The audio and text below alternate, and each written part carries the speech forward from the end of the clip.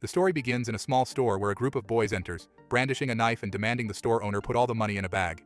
As the situation unfolds, a girl named Okage enters the store. The boys, noticing her wealth, turn their threats toward her as well.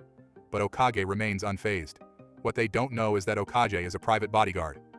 Calm and composed, she takes control of the situation, fighting back and subduing the boys. After dealing with them, she calmly collects her change and leaves the store, unaffected by the commotion. In the next scene, we see a girl performing a ballerina dance. She is graceful but clearly nervous. Her name is Min, and she is connected to Okage. While dancing, Min's leg twists, and she falls hard on the ground. The scene shifts again to Okage, who receives a call from Min, asking her to come over to her house. Without hesitation, Okage makes her way there. Upon arriving, she rings the doorbell, but there is no answer. Concerned, Okage enters the house using the password she knows. Once inside, Okage looks around but sees no sign of Min. The house is quiet, almost too quiet, and the sense of something being wrong grows stronger. Okage, still reeling from the shock of finding her best friend Min's lifeless body, stumbles upon a box on the bed in Min's bedroom. Inside, she finds a pair of ballerina shoes that Min had bought for her, along with a note. The note contains instructions that are chilling and cryptic. It tells Okage she must take revenge for something terrible that happened to Min. Along with the message, Okage finds the username and password for an online account. Shaken and confused, Okage tries to call Min's phone, but it's lying in the bathroom. When she goes in to check, she is devastated to discover Min's body there. Min was more than just a friend. She was Okage's only real connection in the world. The sorrow and loneliness wash over Okage as she remembers the first time they met, how close they had become, and how important Min was to her. Determined to uncover the truth behind Min's death, Okage decides to log into the chat room linked to the account mentioned in the note. The chat room turns out to belong to a food delivery service used as a front for something much darker. Okage orders food through the system but quickly leaves, knowing that this chat room holds some of the answers she's seeking. Still at a loss for clear information, Okage receives a call on Min's phone. The voice on the other end is harsh and menacing, instructing Min to meet under a bridge. Though the call wasn't meant for Okage, the message clearly has something to do with why Min died. Without hesitation, Okage decides to go to the bridge herself to uncover the truth. When she arrives, a black car pulls up. A man steps out and hands over some packages to a group of people waiting there. As Okage watches, they open the packages, throwing away the food inside and revealing hidden drugs. At that moment, Okage realizes that this man had been involved in Min's life, likely blackmailing her and forcing her into a dangerous situation. This discovery strengthens Okage's resolve. She now knows she must dig deeper and seek revenge for whatever horrors this man inflicted on her friend. As Namchoi attempts to call Min's number again, Okage remains silent, refusing to answer. Frustrated, he leaves, unaware that Okage is tailing him. She discreetly follows him to his house, determined to gather evidence against him. The following morning, Okage waits for Choi to leave before sneaking inside his home. Once inside, she sets up a microphone to record any incriminating conversations. As she rummages through his belongings, she discovers a cupboard filled with obscene materials. This discovery confirms her suspicions. Choi is a predator, a playboy who lures innocent girls and exploits them. In the back of the cupboard, Okage finds a hidden door leading to a room filled with USB drives, each labeled with the names of the girls Choi had victimized. The sight makes her stomach churn, but she presses on, knowing she must find evidence of Min's suffering. Her heart races when she locates a drive labeled with Min's name. She plugs it into her phone and watches in horror as a video unfolds before her eyes. In the footage, Min lies unconscious, while Choi leers over her, his intentions dark and predatory. Okage's heart sinks as she realizes the extent of Min's trauma, the source of her anxiety during their dance rehearsals, her fear of being watched by Choi in the crowd. The anguish and helplessness culminate in a chilling conclusion. Min, overwhelmed and terrified, took her own life to escape Choi's torment. Fury ignites within Okage. She can't allow Choi to continue his reign of terror. She will avenge Min's death, no matter the cost. Determined, she devises a plan. Soon after, Choi returns home, and the phone rings. It's a friend inviting him to a club. Okage overhears the conversation and decides to follow him to the same venue, prepared to put her plan into action. At the club, the atmosphere buzzes with energy, but Okage is laser-focused on her target. When Choi spots her, he approaches with a charismatic smile, charming her with smooth words, trying to win her over. Okage plays along, pretending to be intrigued by him, her heart racing as she prepares to execute her plan for revenge. As they leave the club together in Choi's car, Okage's mind races with thoughts of justice for Min. She knows that the moment to strike is drawing near. As they drive through the dimly lit streets, Okage glances at the girl, curiosity piqued.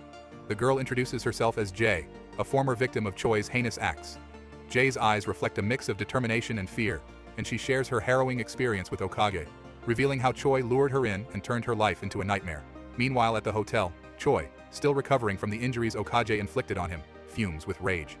His boss arrives, a sharp-dressed man with an intimidating presence, and confronts Choi about his reckless actions. "You've brought unnecessary attention to our operation, Choi," he snarls, leaning in closer. "Those videos have put us all at risk. You need to find that girl and handle this, or I'll make sure you regret crossing me." Back at the restaurant, Jay explains how Choi's network operates, revealing the dark underbelly of human trafficking that ensnares innocent girls. She describes the fear that grips those who dare to defy him. "He'll stop at nothing to maintain his empire," Jay warns, her voice barely above a whisper. "We need to be smart about this." Determined, Okaji vows to expose Choi and dismantle his operation. "We can't let him continue hurting anyone else," she declares, her resolve strengthening. Together, they devise a plan to gather evidence and alert the authorities, but they know time is against them. Meanwhile, Choi, desperate to regain control, calls in his friend, Hitman, a notorious figure in the criminal underworld. "I need you to find Okaji and that girl," Choi barks into the phone, the urgency palpable. "I'll pay you $1 million for their heads."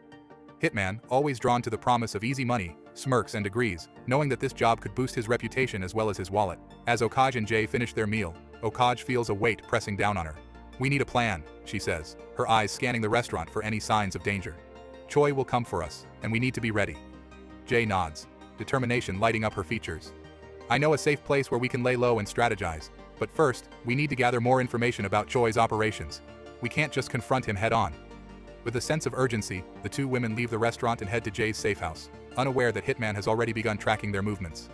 The stakes are rising, and with each passing moment, Okage feels the weight of her mission, avenging Mean and putting an end to Choi's reign of terror once and for all. As they arrive at the safe house, Okage and Jay quickly set up their defenses. They scour through Jay's contacts, seeking information on Choi's next moves and his connections. As they dig deeper, they uncover a network of fear and manipulation, with Choi at the center, pulling the strings. They compile a dossier of evidence, determined to take him down before he can strike again. But outside, the danger looms closer. Hitman is already on the hunt, a ruthless glint in his eye as he searches for Okage and Jay. The clock is ticking, and the two women know that every second counts in their race against time and evil. On the other hand, Okage meets a friend who runs a shooting range because she needs weapons to kill Choi. She tells her friend everything about Pisces, and after hearing the story, her friend takes her to an old couple who sell illegal weapons. When they get there, Okage doesn't find anything special, but she takes whatever weapons she can.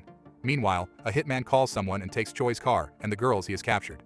Back at her place, Okage cleans the weapons she found and gets them ready to use. The girl with Okage also wants to help kill Choi, but Okage sees her friend Pisces in her and asks her to stay away from the dangerous job. Okage leaves to gather important supplies, missing her friend a lot.